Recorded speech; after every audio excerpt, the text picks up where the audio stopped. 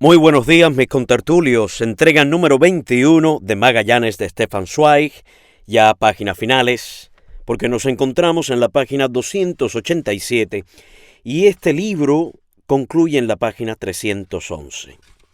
En esta edición, que ya está es una pena, pero está en un estado precario de salud. En esta edición hay un apéndice que contiene una tabla cronológica. Hay una colección también de los viajes y descubrimientos que hicieron por mar los españoles desde fines del siglo XV. Muy interesante, que no compartiré con ustedes, porque casi todos estos textos están en su idioma original, en algunas secciones en italiano, en latín, otras en el castellano de la época. Y hay una cosa fabulosa, que está la relación del costo que tuvo la Armada de Magallanes. Impresionante. Maravedí por maravedí. Si este libro estuviese descuartizado completamente, pues yo les escanearía página por página, realizaría una fotocopia para que aquellos lectores curiosos tuviesen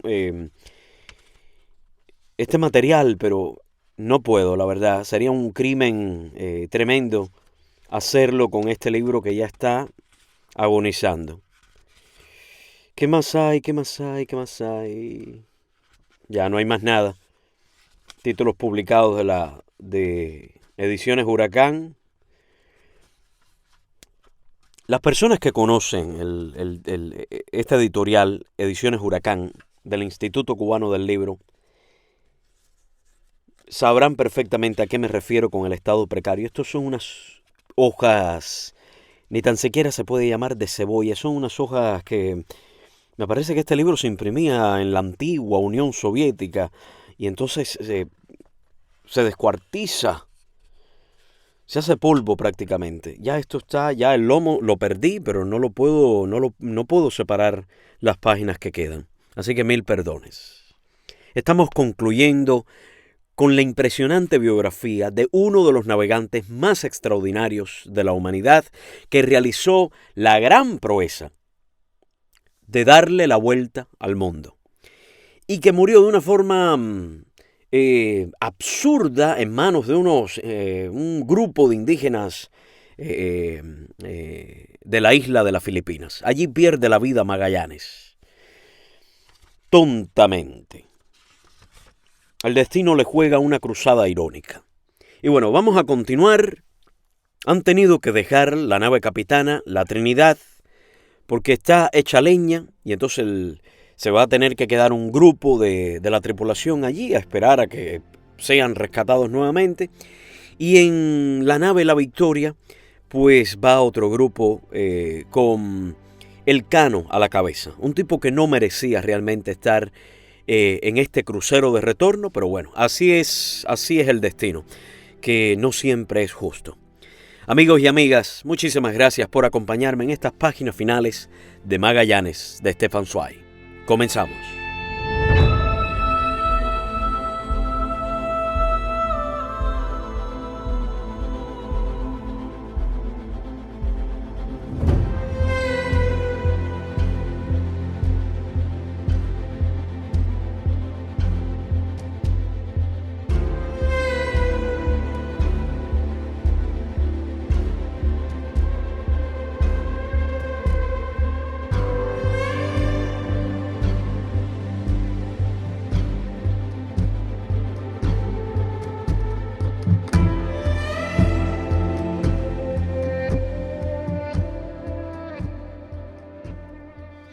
Este crucero de retorno del gastado y envejecido velero que ha cumplido un viaje ininterrumpido de 2 años y medio de duración, a través de la mitad del globo, cuenta entre las más grandes acciones heroicas de la navegación. El Cano ha reparado gloriosamente el crimen que cometiera contra Magallanes, realizando la voluntad del guía muerto.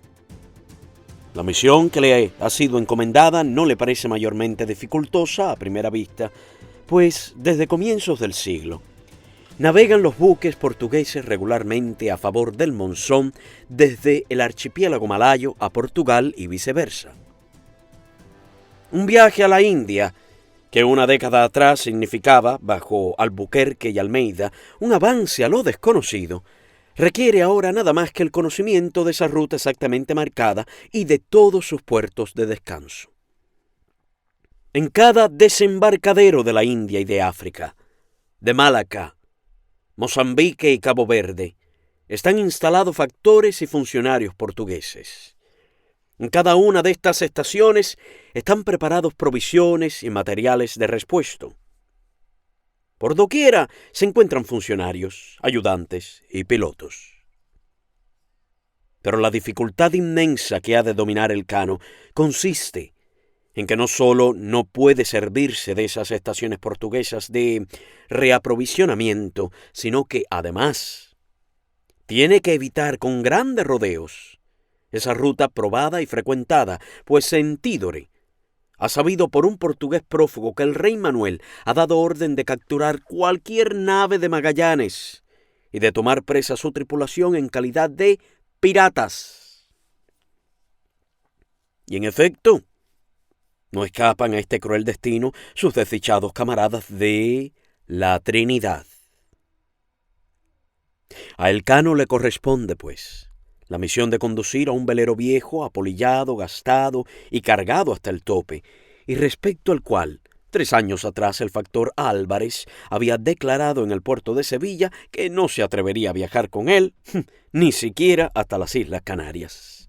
Ni más ni menos que, a través de todo el Océano Índico, doblar luego por el Cabo de la Buena Esperanza, seguir a todo lo largo de la costa de África sin tocar tierra una sola vez.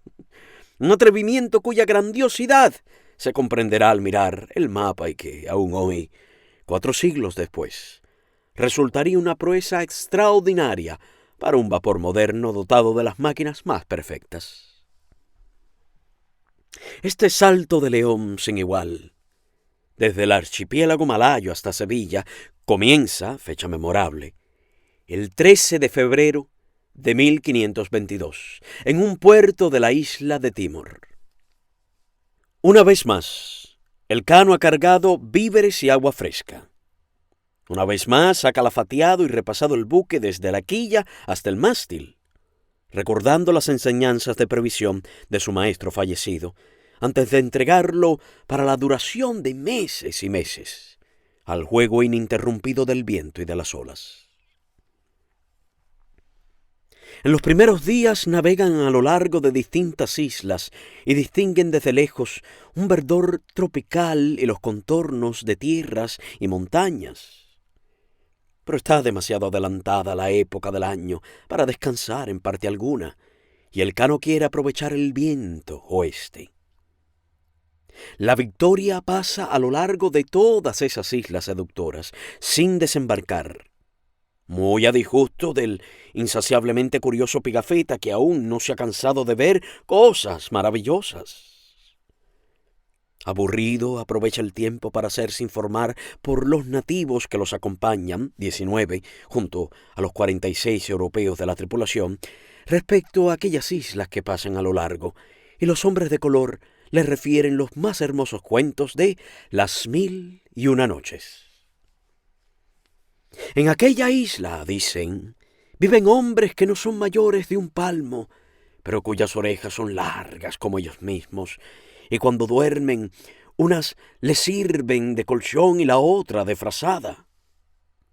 En aquel otro islote, en cambio, solo viven mujeres, y a ningún hombre le es permitido pisarlo. Y no obstante, aquellas mujeres quedan embarazadas, lo cual era obra del viento. Todos los niños que dichas mujeres dan a luz son muertos invariablemente y solo dejan vivir y crían a las niñas. Pero paulatinamente desaparecen también las últimas islas en un halo azul, y el océano abierto los rodea con su cobalto hirientemente igual. Durante semanas y semanas, Mientras atraviesan el océano Índico, los navegantes no ven más que el cielo y el mar en una monotonía terrible y cansadora. Ningún hombre, ninguna vela, ningún rumor. Nada más que la infinita planicie azul y azul, vacía y vacía. No perciben ningún sonido extraño. No distinguen ninguna cara nueva en todas estas semanas y semanas. Pero de pronto surge de la oculta profundidad del barco el viejo fantasma familiar, de mejillas hundidas y pálidas. El hambre. El hambre, su compañero terriblemente fiel en el océano Pacífico. El verdugo y asesino implacable de viejos camaradas. Tiene que haberse introducido furtivamente a bordo, pues de repente se presenta en medio de ellos, burlón y ávido, y los mira de hito en hito. Se ha producido una catástrofe imprevista que destruye todos los cálculos de Elcano. Es verdad que llevan a bordo alimentos para 5 meses, en primer lugar, abundancia de carne sacrificada. Pero en Timor no habían encontrado sal, y bajo la acción del sol abrasador de la India comienza a descomponerse la carne, insuficientemente salada. Para salvarse del hedor pestilente de la carne en descomposición, tienen que echar al agua toda la provisión acumulada. Y entonces solo queda para la alimentación arroz. Arroz y agua, agua y arroz. Arroz y agua, agua y arroz, y cada vez menos arroz, y cada vez menos agua, en la medida en que pasan los días. De nuevo se produce una epidemia de escorbuto, de nuevo empiezan a morir los navegantes. A principios de mayo llegan las necesidades a tal extremo que una parte de la tripulación insiste en que es preferible tomar rumbo a la cercana Mozambique y entregar ahí la nave a los portugueses antes de que perecer de hambre. Pero junto con el comando ha pasado también, invisiblemente, la férrea voluntad de Magallanes al antiguo rebelde. El mismo Elcano, que en aquella oportunidad quería obligar, descorazonado, al almirante a regresar, exige ahora como comandante de sus tripulantes el último y extremo valor, y consigue subordinarlos a su voluntad. Ma inanti determiniamo tutti morir che andare in mano de portuguesi. Podrá informar así más tarde orgullosamente al emperador. Un desembarco atrevido en la costa oriental de África resulta infructuoso. No encuentran agua ni fruto alguno en ese país desierto y sin haber hallado alivio para su necesidad mortal, tienen que reanudar el terrible viaje. En el Cabo de la Buena Esperanza, instintivamente lo designan con el viejo nombre de Cabo Tormentoso. En el Cabo de la Buena Esperanza los sorprende un temporal furioso que arranca el palo menor y destroza el mástil. Los marineros, tambaleantes de cansancio y agotamiento, reparan trabajosamente los daños y la nave continúa su viaje, pesada, lenta y quejumbrosamente como un herido. Así prosiguen a lo largo de la costa africana hasta el norte, pero ni en la tempestad, ni en la bonanza, ni de día y tampoco de noche, los deja en paz el espantoso verdugo. El espectro gris del hambre le sonríe burlonamente. Burlonamente, pues esta vez ha inventado un nuevo martirio más diabólico. Las bodegas no están vacías como en aquella otra ocasión, cuando los navegantes atravesaron el Océano Pacífico. ¡No! Ahora la bodega está repleta. La Victoria conduce 700 quintales de especias. 700 quintales, lo suficiente como para condimentar las comidas más opíparas de centenares de miles, de millones de hombres. La hambrienta tripulación dispondrá, pues, de una enorme superabundancia de especias. Pero pueden masticarse granos de pimienta. Puede ponerse sobre los labios resecos la canela macerante y pueden comerse nueces moscadas en vez de pan. Tal como es una ironía terrible perecer de sed en pleno océano, burlonamente rodeado de infinitas masas de agua, así resulta a bordo de la Victoria el tormento más diabólico de todos los tormentos. Sufrir hambre en medio de una montaña de especias. Cada día, tírase otro cadáver humano disecado sobre la borda. No quedan más que 31 de los 46 españoles. Y 3 de los 19 nativos, cuando el cansado barco se acerca por fin, al cabo de 5 meses de navegación ininterrumpida, el 9 de julio, a las islas de Cabo Verde.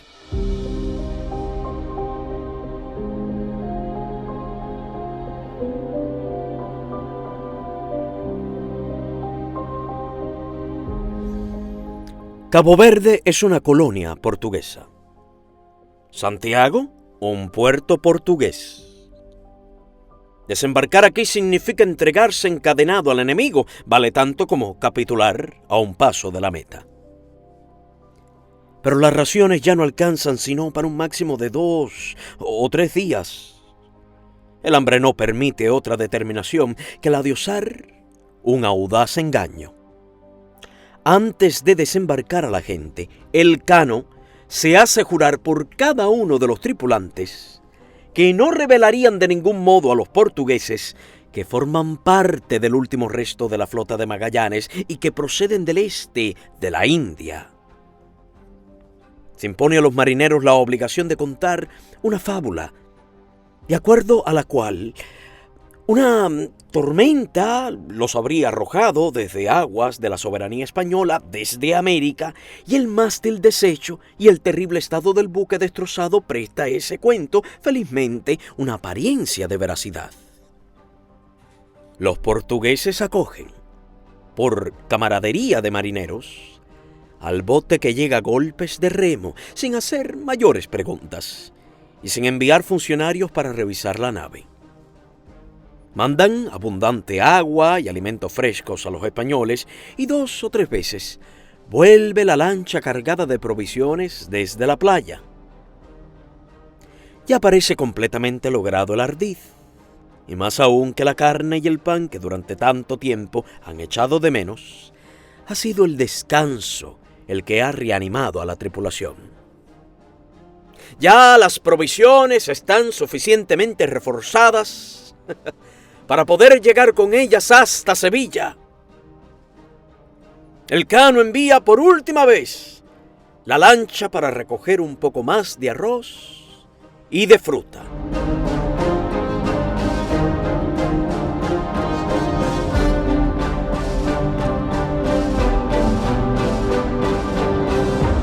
Luego piensa seguir y hacer honor a su nave.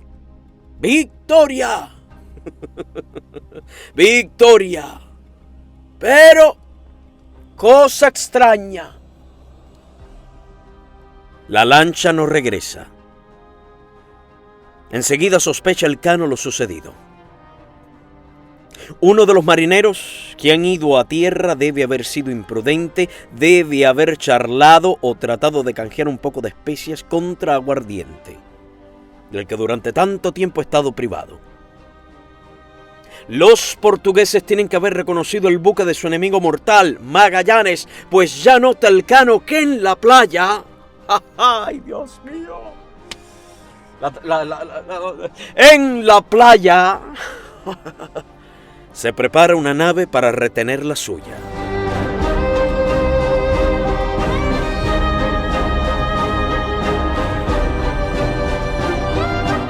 Ahora solo puede salvar el viaje la audacia decidida. Es preferible abandonar a los demás en tierra.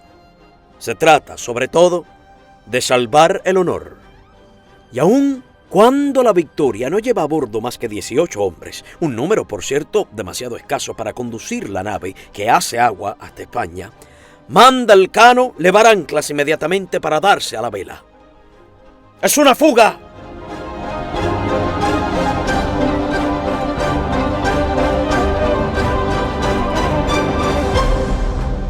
Pero una fuga hacia el gran triunfo decisivo.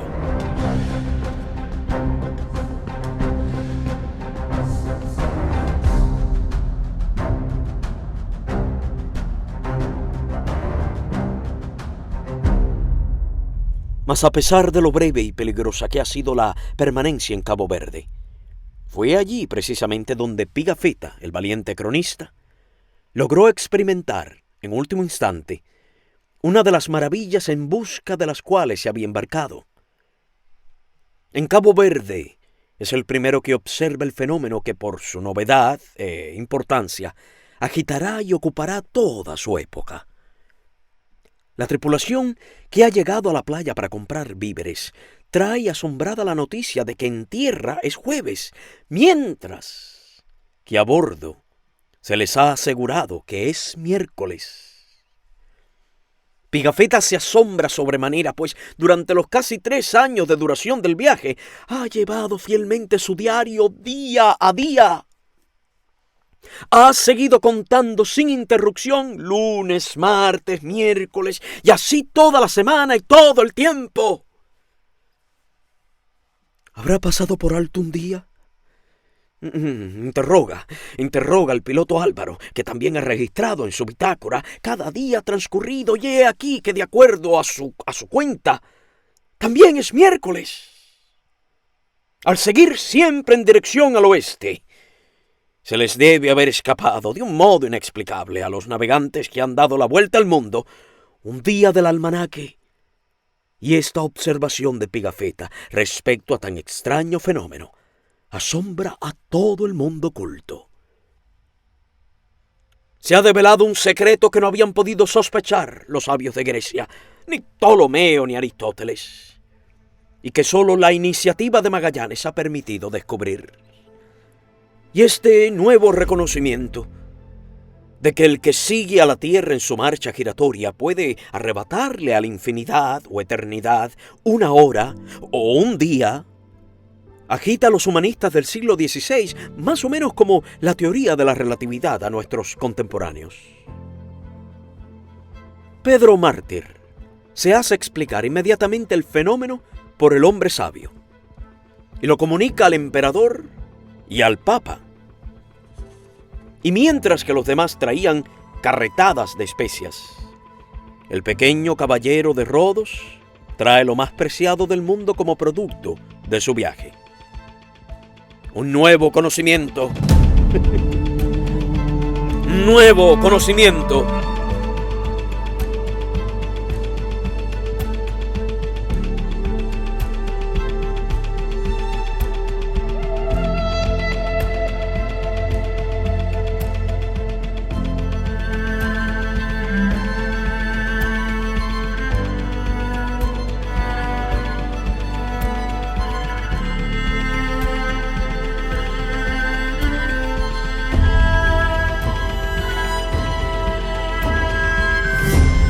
Pero aún no ha llegado la nave al puerto de origen. Todavía la Victoria se arrastra quejumbrosa, lenta, cansada y carcomida, con sus últimas fuerzas, a través de las aguas.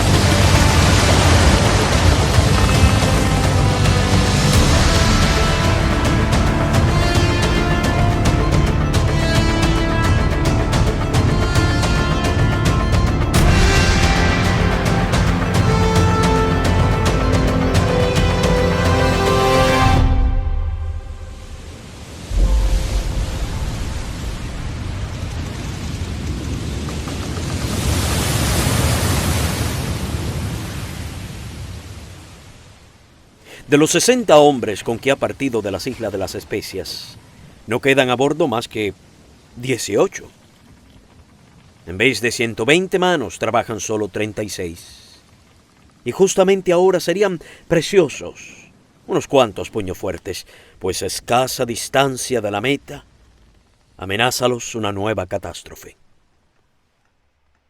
Ya no se ensamblan debidamente las tablas gastadas por el uso y el tiempo, y sin interrupción penetra el agua por las rendijas cada vez más abiertas. Al principio tratan de remediar la situación con ayuda de bombas, pero éstas no dan abasto.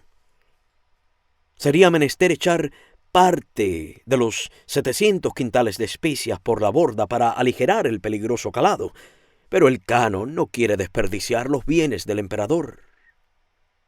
La tripulación, rendida, se turna en la atención de 2 bombas, realizando una tarea pesadísima de condenados, y al mismo tiempo es preciso arriar las velas, manejar el timón, ocupar la gavilla y realizar 100 otros menesteres diarios. Poco a poco se fatigan y resienten los escasos tripulantes. Los marineros vacilan como sonámbulos. Desde noche atrás no conocen otro sueño que el que los vence en el cumplimiento de su deber. Tanto debili quanto nai uomini furono, informa así el Kano al emperador. Y no obstante, es indispensable que cada uno atienda doble o triple tarea. Y la cumplen con sus últimas fuerzas, que están a punto de abandonarlos. Ya se aproximan cada vez más a la meta. El 13 de julio han partido de Cabo Verde los 18 héroes, y el 4 de septiembre de 1522... Pronto se redondeará el tercer año, el 4 de septiembre de 1522. Retumba un ronco grito de júbilo. Alguien ha visto el cabo de San Vicente. En este cabo termina para nosotros la tierra europea, pero para ellos, los navegantes que han dado la vuelta al mundo, empieza aquí Europa, empieza la patria. Las rocas escarpadas surgen paulatinamente del mar y en la misma medida crece el valor en el corazón de los tripulantes. ¡Adelante! ¡Adelante! Ya no quedan sino 2 días y 2 noches que resistir. Ya no son más que 2 noches y 1 día. No falta más que 1 noche y 1 día, 1 noche sola, la última noche. Y por fin, todos se precipitan a cubierta y forman un solo montón trémulo de dicha. Distinguen en tierra una línea plateada, el Guadalquivir, que en Sanlúcar de Barrameda desemboca en el mar. Aquí han iniciado su viaje 3 años ha 265 hombres bajo el mando de Magallanes. Y ahora llega un solo barco pequeño, echa anclas en la misma playa y descienden tambaleantes 18 hombres que se dejan caer de rodillas torpemente y que besan la dura, la buena, la firme tierra patria. En este 6 de septiembre del año 1522 ha llegado a su término la más grande proeza de la navegación de todos los tiempos.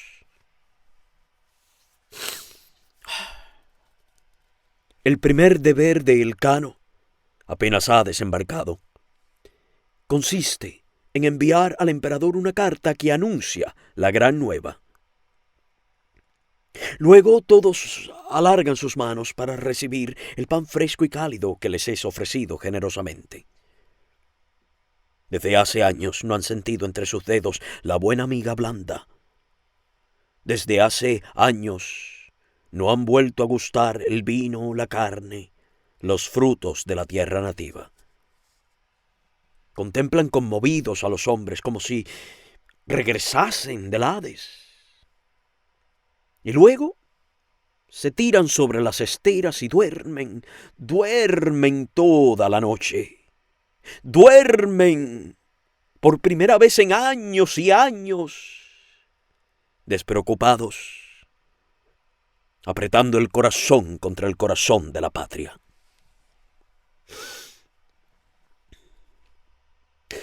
A la mañana siguiente, la Victoria, la nave victoriosa, sigue aguas arriba del Guadalquivir hasta Sevilla. Desde las barcas, botes y lanchas que encuentra, la gente la contempla asombrada y la saluda con alegres y emocionadas voces. Nadie recuerda ya la nave que años atrás ha salido a la gran lejanía. Hace tiempo ya que Sevilla, que España y que el mundo entero ha creído naufragada y perdida la flota de Magallanes. Y he aquí que, orgullosamente y a duras penas, navega un barco victorioso al encuentro del triunfo. Por fin brilla desde lejos el campanario blanco de la Giralda. ¡Sevilla! ¡Sevilla! Sevilla. El Can ordena a las lombardas, y esta es su última orden. Ya retumba una ancha salva a lo largo del río. Así también se han despedido de la patria 3 años atrás con bocas metálicas. De esa misma manera los cañones han saludado solemnemente el estrecho de Magallanes, recién descubierto, y el hasta entonces desconocido Océano Pacífico. Han dado voces de triunfo al distinguir el ignorado archipiélago de las Filipinas, y con el mismo júbilo estruendoso han notificado el deber cumplido al llegar a las Islas de las Especias, la meta señalada por Magallanes. Así han saludado los camaradas que despidieron en Tidore cuando el último barco tuvo que dejarlo en la infinita lontananza. Pero nunca la voz metálica ha resonado tan clara y jubilosa como ahora, al proclamar la nueva. ¡Estamos de vuelta! ¡Hemos cumplido lo que nadie antes que nosotros! ¡Hemos sido los primeros en dar la vuelta al mundo!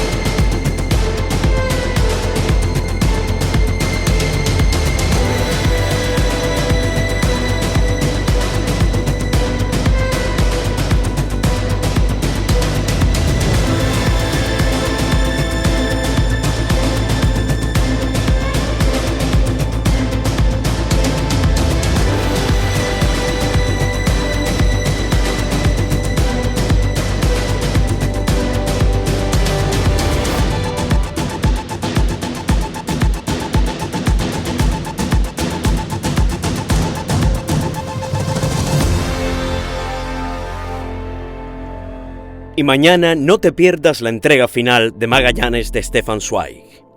Esta lectura ha sido posible gracias a la generosidad de Alain Zúñiga Córdoba, Silvia Gamboa Vargas, Eva Escobar Rivero, Manuel Sáenz, José Sánchez, Nadine Aliaga, José Barrameda, Amanda, Laura Nassif Azarola, Pablo Durán, Ángel Rivera, Antonia Heredia, Iris Quintanar, Sara Zamora, Claudia Trujillo, David Jiménez, Milton Muñoz Hincapié, Fátima de la Piedra Campodonico, Mónica María Pase, Karen Viera, Ala,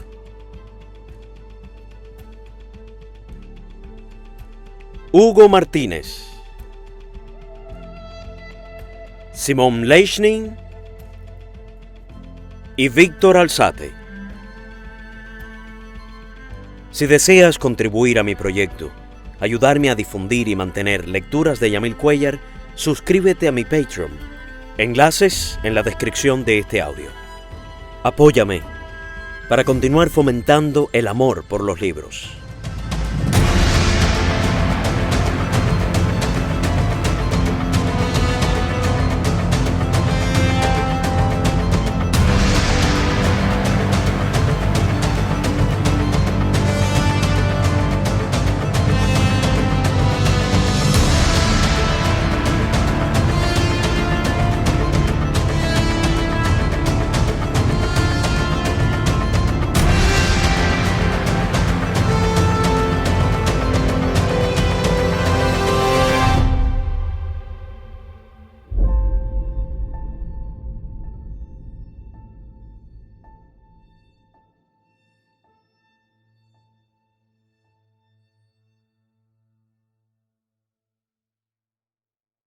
Lectura final de Magallanes de Stefan Zweig.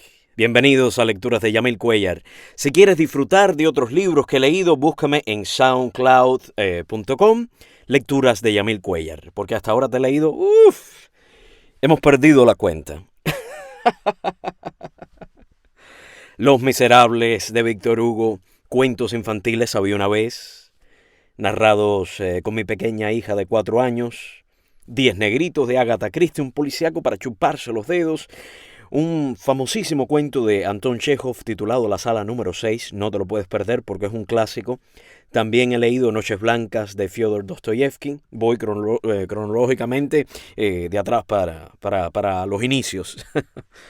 Noches Blancas de Fyodor Dostoyevsky, Las Mil y una Noche. También he leído poesía. Leímos Eternidad, que es una recopilación de muchos poemas. El cartero siempre llama 2 veces, de James McCain. Cuentos de la selva, de Horacio Quiroga. El conde de Montecristo, de Alejandro Dumas, que para muchos de mis oyentes es la lectura favorita. Una obra espectacular de Kurt Vonnegut, titulada Madre Noche. También leímos La Edad de Oro de José Martí, Rosaura a las 10 de Marco de Nevi, un policíaco latinoamericano espectacular. Sinué el egipcio de Mika Waltari, La aguja hueca de Maurice Leblanc, La hija del capitán de Alexander Pushkin, cuentos de horror de varios autores, la espectacular novela para niños Peter Pan, La gran aventura de James Matthew Barrie. Leímos 24 horas en la vida de una mujer de Stefan Zweig, primer autor que repetimos. El libro de la selva de Rudyard Kipling, La guerra de los mundos de H.G. Wells, Ronja, la hija del bandolero de Astrid Lindgren. ¿Qué más? En el pasado 2015, ¿qué hicimos? 2015 leímos, o 2014 me parece, leímos El perfume de Patrick Süskind, El maestro y Margarita de Mikhail Bulgakov. Leí también El Hobbit de J.R.R. Tolkien. Mucha gente pidiéndome El Señor de los Anillos. Vamos a ver si un futuro nos lo permite. El amor en los tiempos del cólera de Gabriel García Márquez. Ese fue el inicio, junto a La historia interminable de Michael Ende. Y El Principito de Antoine de Saint-Exupéry. Maravilloso. Así que puedes tener sobredosis, si te gustan mis lecturas, puedes tener sobredosis con lo que ya he hecho. Me puedo retirar. Un placer, un placer.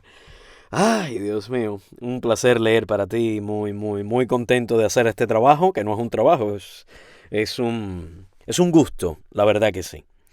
Y bueno, espero vengan muchas otras obras para continuar disfrutando la palabra y celebrar el gran poder que tienen los libros en nuestras vidas. Gracias a mis mecenas por hacer posible esta lectura. A ustedes, a cada uno de ustedes que mes a mes realizan una contribución monetaria a mi proyecto, me permiten no solamente mantenerlo, sino también difundirlo y que otras personas puedan contribuir con él. Deseo comunicarles que la suscripción se detendrá hasta mi regreso el próximo año. Siempre detengo las lecturas a principio del mes de diciembre y en algún momento del siguiente año, casi siempre enero o febrero, pues Yamil Cuellar regresa con una nueva lectura. Quiere decir que durante estos meses la suscripción de Patreon se detendrá. No se les cobrará la suscripción. Sin embargo, me gustaría, antes de despedirme, dejar un regalo de Navidad a los más chicos de la casa con una selección de cuentos de los hermanos Grimm. No lo voy a prometer porque todavía no lo he hecho, pero espero me dé el tiempo necesario para, antes de despedirme, antes de que inicie el mes de diciembre o en los primeros días del mes de diciembre, despedirme con la lectura de estos cuentos de los hermanos Grimm. No les doy más lata. Vamos a leer el capítulo final de Magallanes de Stefan Zweig, titulado Los muertos no tienen razón.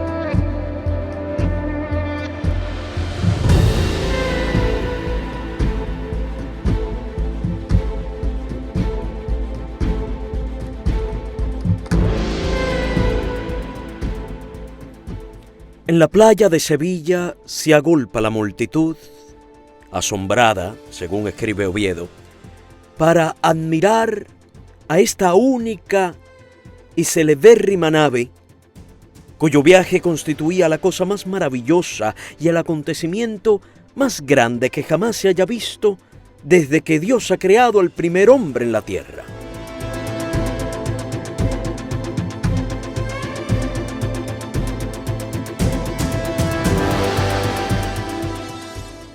Ve conmovida cómo los 18 hombres abandonan la Victoria, cómo uno detrás de otro pisan la tierra con tan valientes pasos, cómo estos héroes anónimos están débiles, consumidos, cansados, agotados, cómo cada uno de ellos parece haber envejecido una década en esos 3 años interminables. Se les ofrece comida, se los invita a las casas, se los urge a contar, a narrar, a explicar sus aventuras y penurias. Pero ellos se niegan. Todo eso, todo es más tarde, después. Ahora cumplir nada más que el primer deber. Realizar la promesa que han hecho en el mayor peligro de muerte. La peregrinación a la iglesia de Santa María de la Victoria y de Santa María Antigua.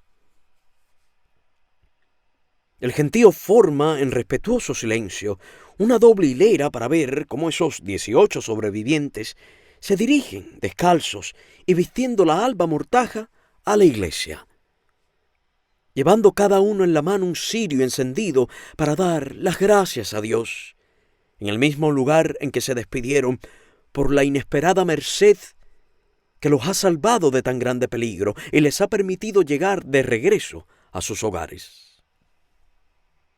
De nuevo resuena el órgano. Otra vez levanta el sacerdote en la penumbra de la catedral sobre los arrodillados el Santísimo Sacramento, que refulge como un pequeño sol.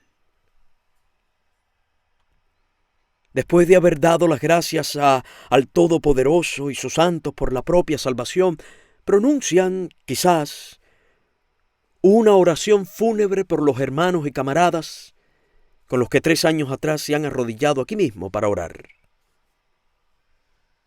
¿Dónde están los que entonces levantaron su vista a Magallanes, su almirante, que desplegaba la bandera adamascada entregada por el rey y bendecida por el sacerdote?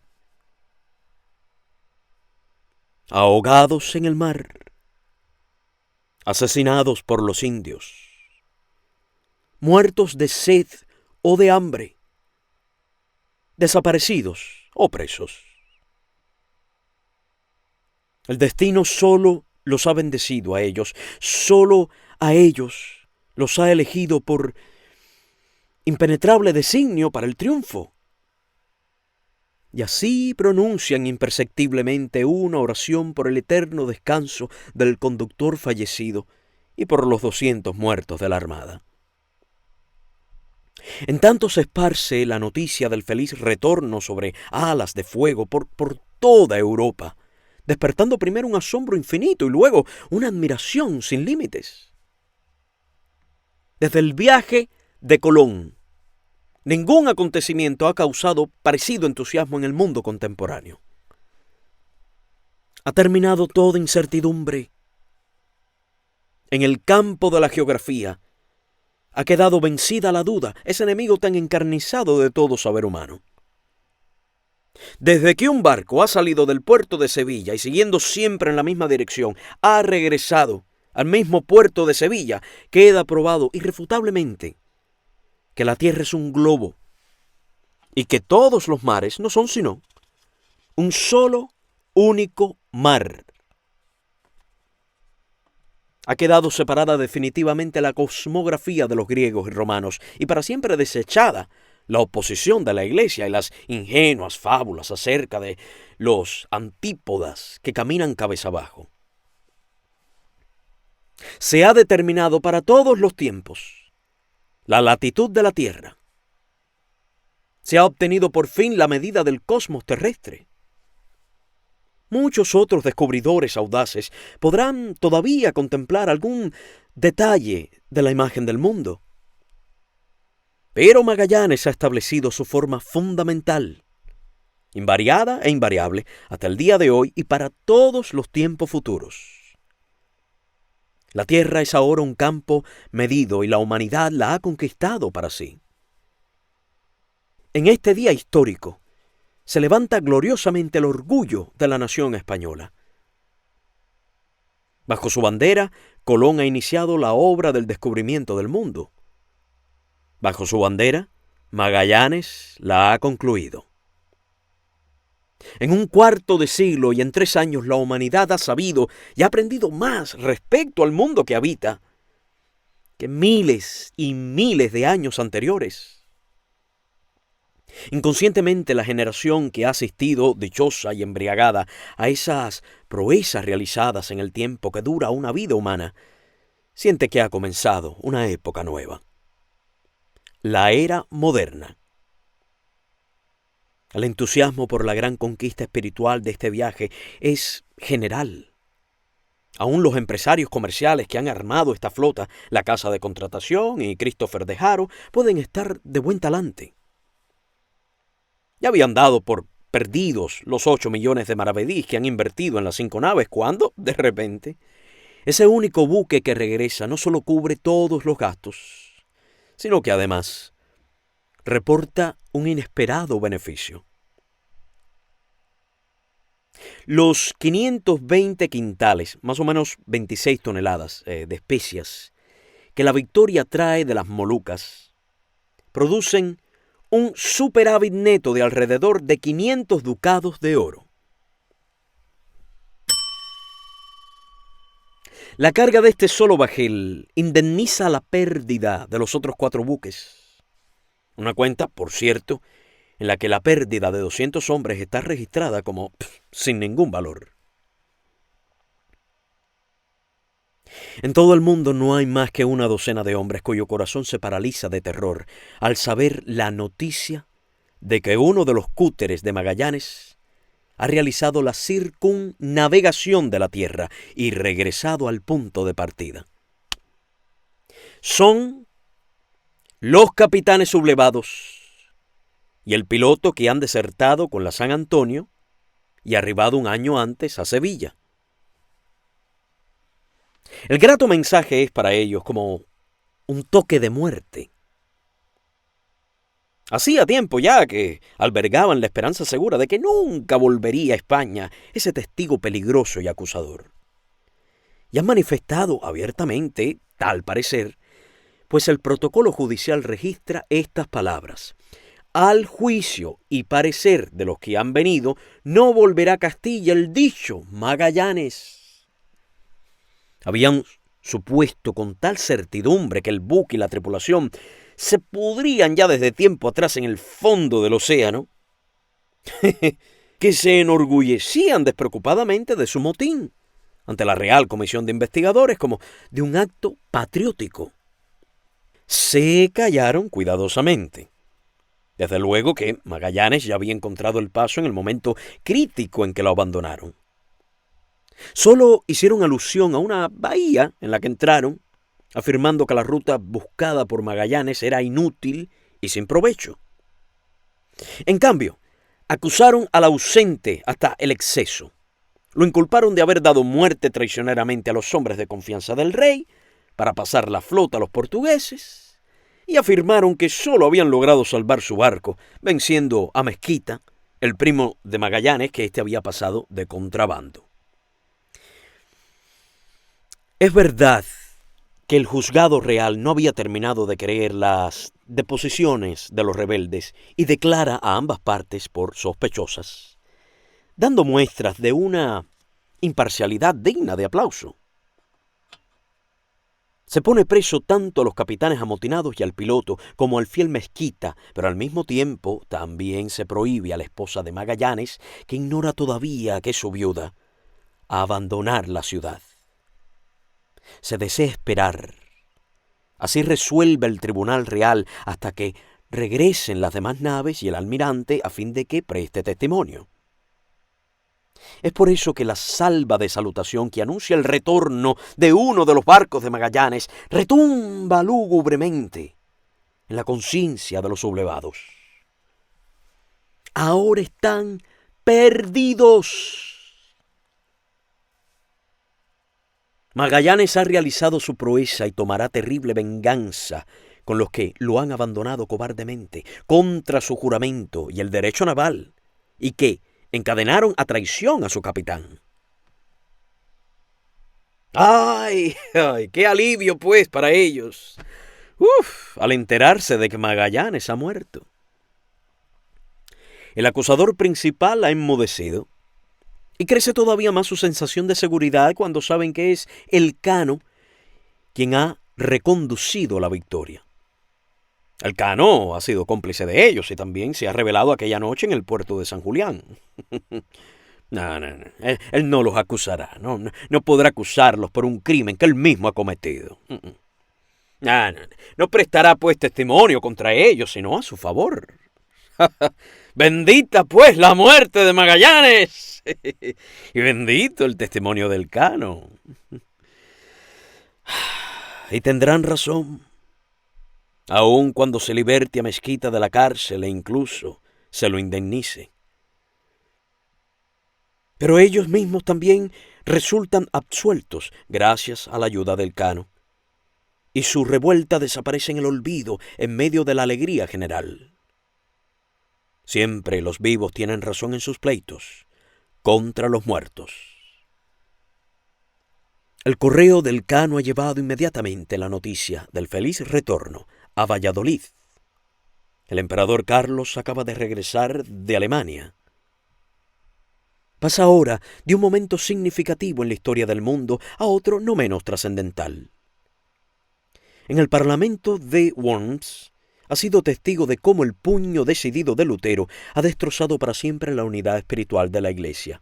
Y aquí se entera que simultáneamente otro hombre ha reformado la imagen del mundo y demostrado con el precio de su vida la unidad del mundo en el espacio. Impaciente por tener mayores conocimientos de esa proeza aventurera, pues él ha colaborado personalmente en esta hazaña que constituye posiblemente el triunfo más completo y duradero que experimenta, envía en el mismo día, el 13 de septiembre, a Elcano la orden para que se presente en la corte a la mayor brevedad con 2 de sus hombres, de los más cuerdos y de mejor corazón, llevándole todos los escritos referentes al viaje. Es de suponer que los 2 hombres que Sebastián de Elcano ha llevado a Valladolid habrán sido Pigafetta y el piloto Álvaro. En cambio, aparece más sombrío el proceder de Elcano respecto al otro deseo del emperador, el de hacerle entrega de todos los documentos de la flota. Cierta sospecha ensombrece, hay que confesarlo, su actitud como hombre, pues Elcano no ha hecho entrega de una sola línea escrita por Magallanes. El único documento de puño y letra de Magallanes referente a su viaje nos ha sido conservado gracias al hecho de haber caído con la Trinidad en manos de los portugueses.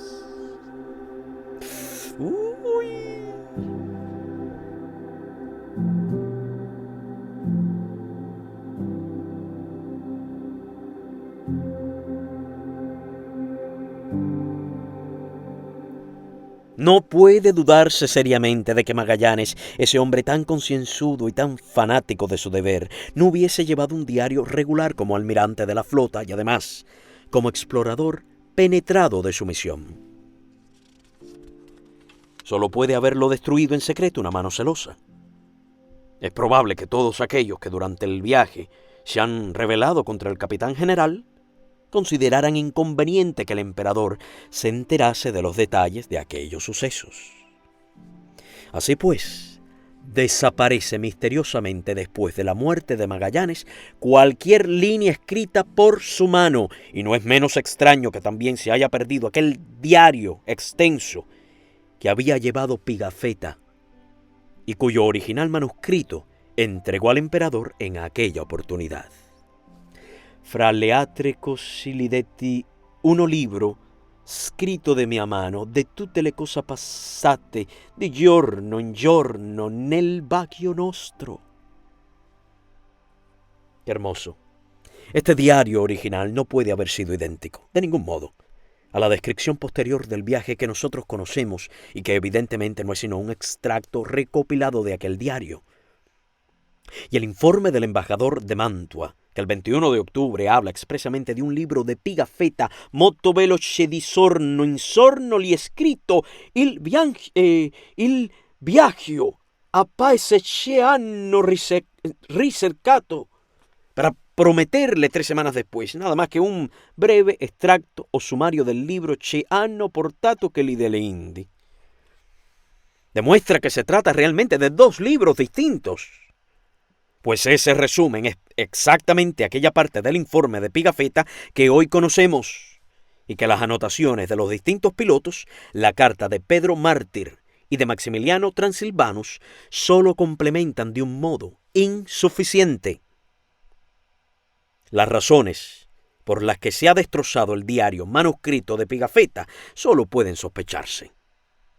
Se trataba, evidentemente, de oscurecer cuanto testimonio existía respecto a la resistencia que los oficiales españoles habían opuesto al portugués Magallanes, para así colocar el triunfo del Elcano, el hijo hidalgo vasco, a una luz más resplandeciente. En este caso, como en tantos otros, vence pues en la historia la vanidad nacional a la justicia. Este propósito de colocar la figura de Magallanes en segundo término parece haber molestado enormemente al fiel Pigafetta. Nota que aquí se trata de tergiversar los merecimientos. Es que el mundo siempre premia nada más que al último. al acompañado por la fortuna, al que realiza una proeza y olvida a todos aquellos que la han preparado y hecho posible con su espíritu y con su sangre. Pero en este caso, el reparto es particular y hasta indignamente injusto. Pues es precisamente él, que en el momento decisivo quería evitar e impedir la proeza de Magallanes, es el amotinado contra Magallanes, Sebastián de Elcano, quien recoge toda la gloria, todos los honores y todas las distinciones. Se declara solemnemente prescrito su delito anterior, haber vendido un buque a un extranjero, a causa del cual se había refugiado, como quien dice, en la flota de Magallanes. Y se le concede una pensión vitalicia de 500 florines de oro. El emperador lo eleva a la dignidad de caballero y le concede un escudo que señala a Elcano visiblemente como realizador de la proeza inmortal. 2 ramas de canela, entrecruzadas y adornadas con nueces moscadas y clavos de olor, ocupan el centro del escudo coronado de un yelmo que, a su vez, lleva un globo terráqueo con la inscripción pretenciosa: Primus circumditis me. Fuiste el primero en circunnavegarme. Toda la gloria, toda la labor de Magallanes recae sobre aquel que durante el viaje ha tratado de obstruir la obra de su vida. Pigafetta acá y allá hace deducciones. Este joven maravillosamente fiel, enternecedoramente confiado, percibe por primera vez algo de la eterna injusticia que cubre nuestro mundo. Se aparta en silencio. Me ne partí de le meglio poti. Fuime lo más pronto posible. Así escribe. Aunque los aduladores de la corte no hablen de Magallanes, aunque se adelanten los indignos para recibir los honores, él sabe de quién ha sido la idea, de quién ha sido la obra y de quién ha sido el mérito de este hecho imperecedero. No puede hablar en la corte, pero por amor a la justicia, se propone glorificar al gran olvidado ante la posteridad y demostrar a ella quién ha sido el verdadero autor de la hazaña. En la descripción del regreso no mencionará jamás el nombre de Elcano. Solo dirá siempre navegamos y resolvimos, para indicar así que Elcano no ha hecho más que cualquier otro. Por más que la corte premie aquel victorioso casual, a pesar de que en una hora decisiva había hecho todo para impedir el viaje, la hazaña no deja por eso de ser imperecedera, ni deja de corresponder la gloria a aquel hombre a quien ya no puede recompensar ningún honor.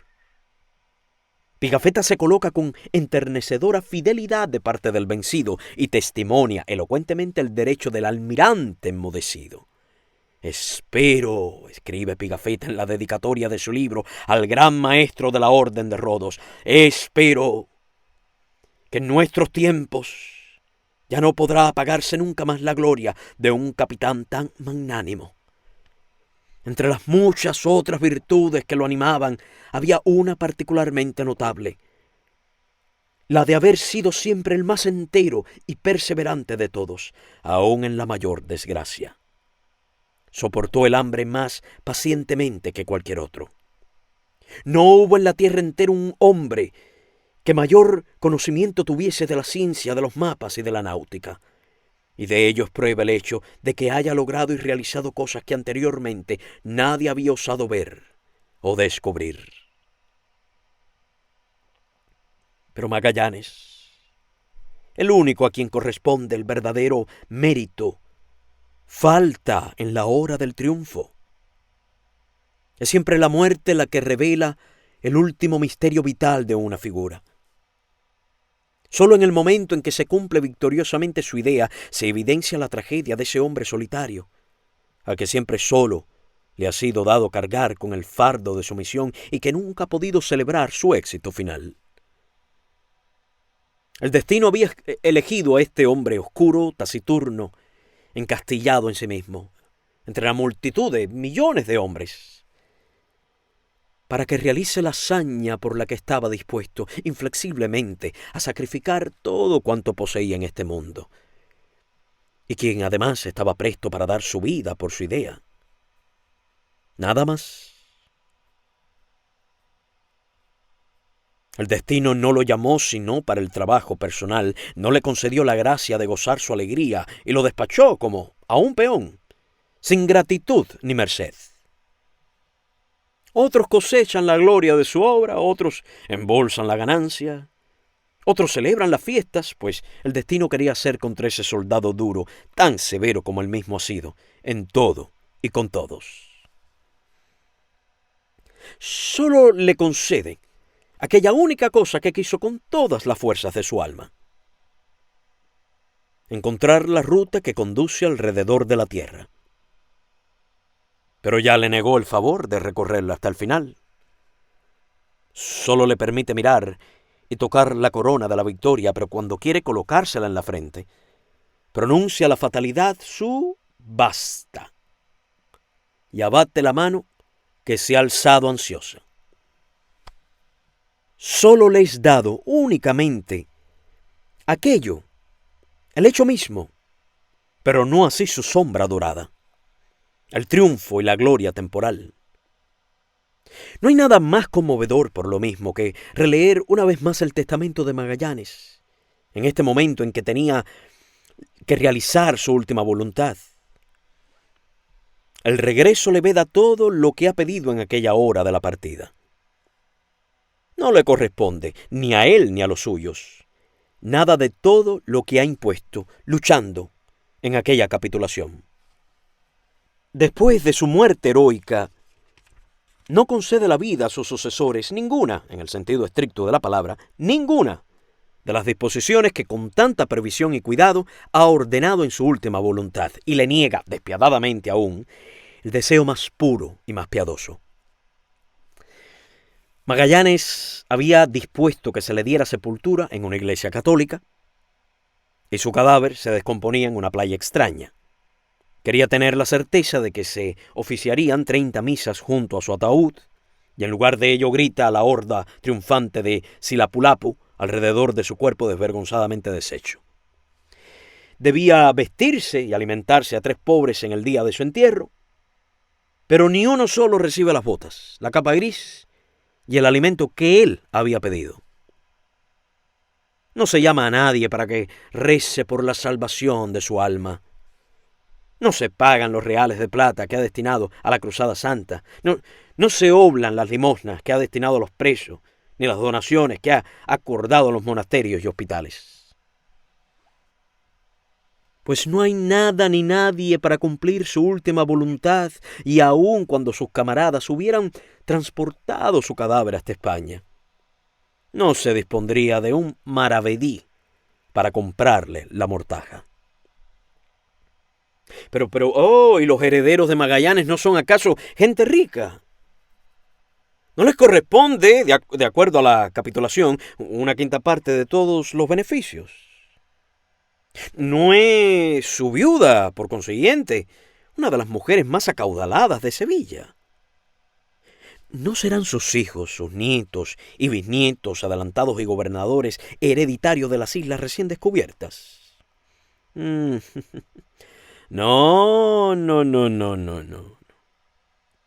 Nadie hereda a Magallanes, pues ya no existe nadie que puede presentarse.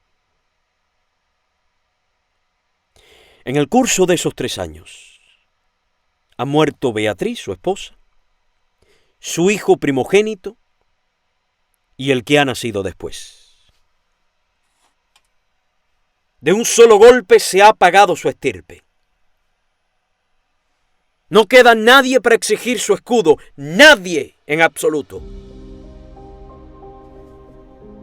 Vana ha sido la preocupación del noble, vana la del esposo y la del padre, e inútil el deseo devoto del ferviente cristiano. Solo le sobrevive Barbosa, su suegro. Pero, ¿cómo ha de maldecir el día en que penetrara en su casa ese huésped sombrío, ese portugués errante? Le ha quitado la hija y ella ha muerto. Se ha llevado en el viaje su hijo único y no ha regresado nunca más. Tremenda atmósfera de desdicha envuelve a este hombre. Ha arrastrado consigo a su destino sombrío al que ha sido amigo, camarada y colaborador. Y este, que ha confiado en él, ha tenido que pagarlo caro. La hazaña magna y peligrosa ha quitado, como un vampiro, la vida y la dicha de todos los que lo acompañaron y lo protegieron. Su socio Faleiro es encarcelado al volver a Portugal. Aranda, que le allanara el camino, sometido a una indagación afrentosa, pierde su dinero. Enrique, a quien prometió la libertad, es tratado nuevamente, enseguida como esclavo. Su primo Mezquita es encadenado 3 veces por haberle guardado fidelidad, y su propia desgracia arrastra a Barbosa y Serrao 3 días después a la muerte. Y solo Sebastián del Cano, su adversario, recoge toda la gloria de los fieles y de los muertos, así como todo el beneficio.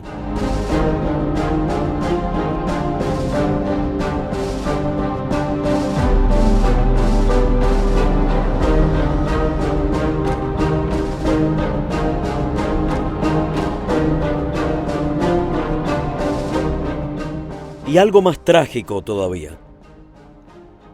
La misma hazaña a la que Magallanes ha sacrificado todo esto, e incluso a sí mismo, parece también haber sido realizada inútilmente.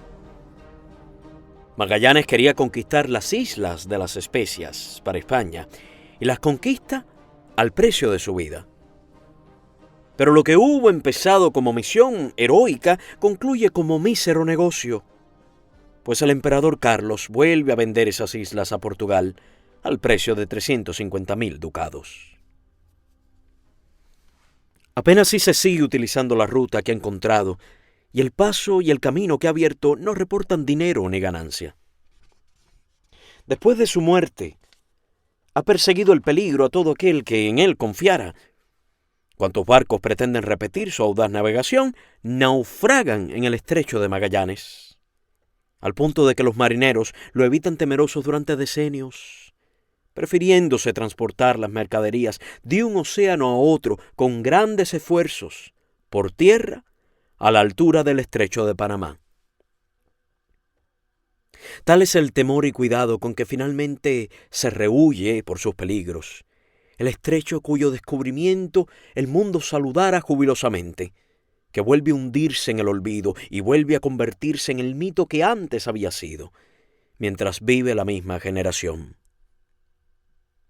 38 años después de la travesía de Magallanes, se encuentra en el famoso poema La Araucana la franca confesión de que el estrecho de Magallanes ya no existe, ya sea porque una montaña ha cerrado su entrada, ya sea porque se ha situado una isla en su desembocadura. Así dice el poema que voy a citar.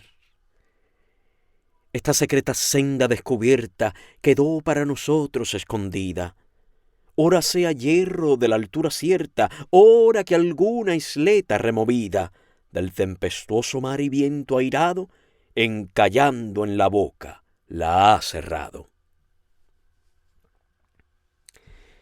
Pero aún después de que Francis Drake ha probado en 1578, en oportunidad de la segunda circunnavegación de la Tierra, lo absurdo de esa especie, reabriendo el olvidado camino, el estrecho de Magallanes sigue siendo poco navegado. No se cargan ni se transportan por él oro ni especias, y sus orillas siguen siendo inhóspitas y escasamente habitadas hasta el día de hoy. Al inaugurarse el Canal de Panamá en este siglo nuestro, aquella ruta dificultosa resulta casi totalmente superflua y se transforma en poco más que un concepto histórico y geográfico. El estrecho de Magallanes no se ha convertido en ruta para miles y miles de embarcaciones según soñara Magallanes, ni resultó el camino más directo y más rápido a la India, y España no se ha enriquecido por su descubrimiento, ni ha aumentado el poderío de Europa en su consecuencia. Ha recaído en la penumbra, y casi ha quedado olvidada la grandiosa hazaña. Pero en la historia, la utilidad temporal no determina jamás el valor moral de un acto. Solo enriquece duraderamente a la humanidad aquel que aumenta su conocimiento propio y el que engrandece su conciencia productiva. En este sentido, la hazaña de Magallanes supera a todas las proezas de su época. Que perdure por lo mismo, inolvidada la audaz empresa magnífica de aquellos 5 barcos pequeños, débiles, solitarios, que partieron a la Santa Guerra Humanista contra lo desconocido y uno de los cuales regresó victorioso después de haber dado la vuelta al mundo. Que perdure, pues, inolvidado el hombre que ha osado llevar a cabo esta idea audacísima, elevando su sueño a la categoría de realidad gracias a la misteriosa transformación de su energía en acción.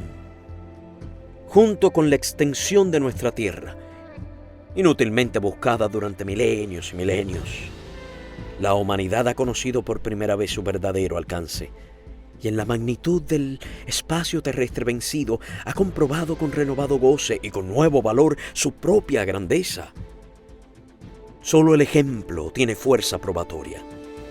Y esta proeza de Magallanes, casi olvidada, ha probado por los tiempos de los tiempos que una idea alada por el genio resulta más fuerte que todos los elementos de la naturaleza, cuando la pasión la lleva decididamente adelante.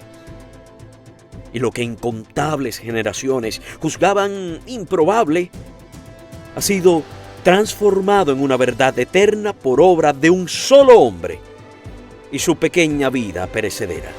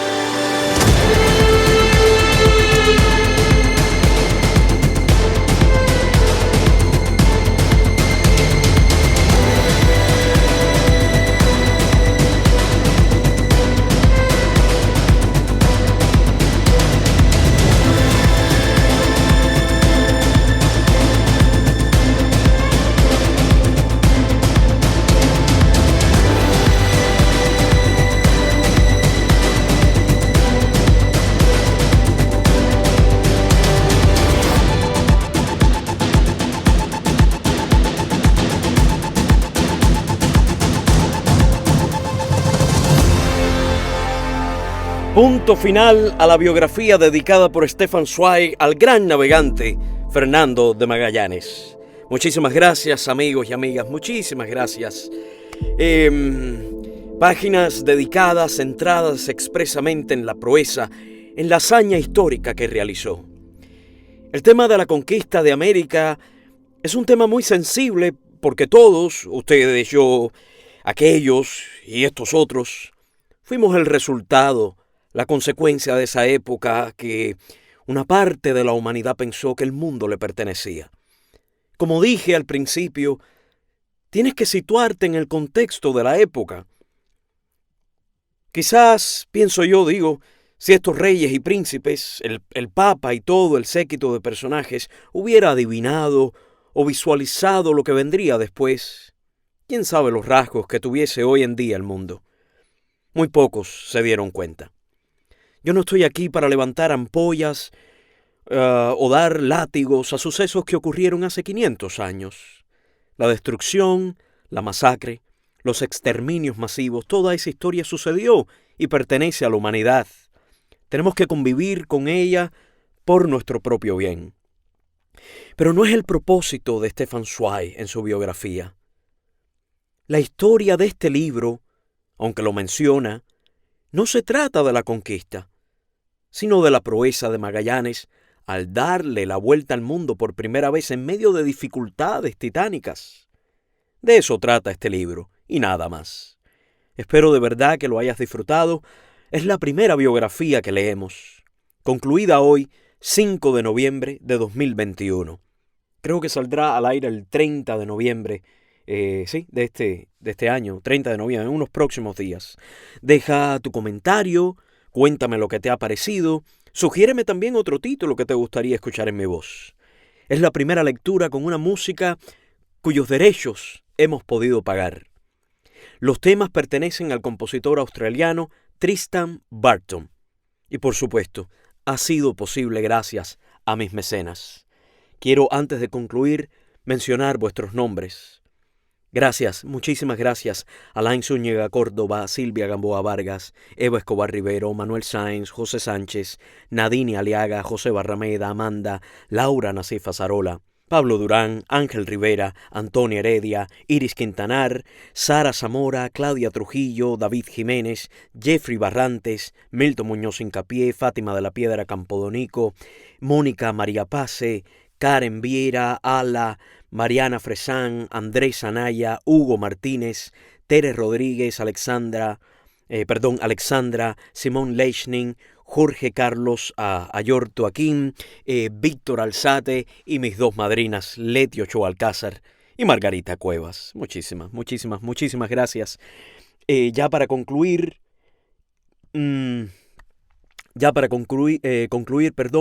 esta lectura cierra mi temporada 2021. Es la última lectura que realizo en el año. Comenzamos con la obra espectacular de Agatha Christie, 10 Negritos. Compartí micrófono por primera vez con mi pequeña hija y leí además un libro para mí inolvidable que nos acompañó todo el año. Los Miserables, de Víctor Hugo. Vienen unas largas vacaciones para este humilde servidor. Espero hayas disfrutado en mi voz los títulos que acabo de mencionar. Les deseo lo mejor a ustedes y sus familiares. Un año venidero lleno de felicidad, salud y sobre todo amor. Hasta un próximo libro. Gracias miles. Gracias infinitas.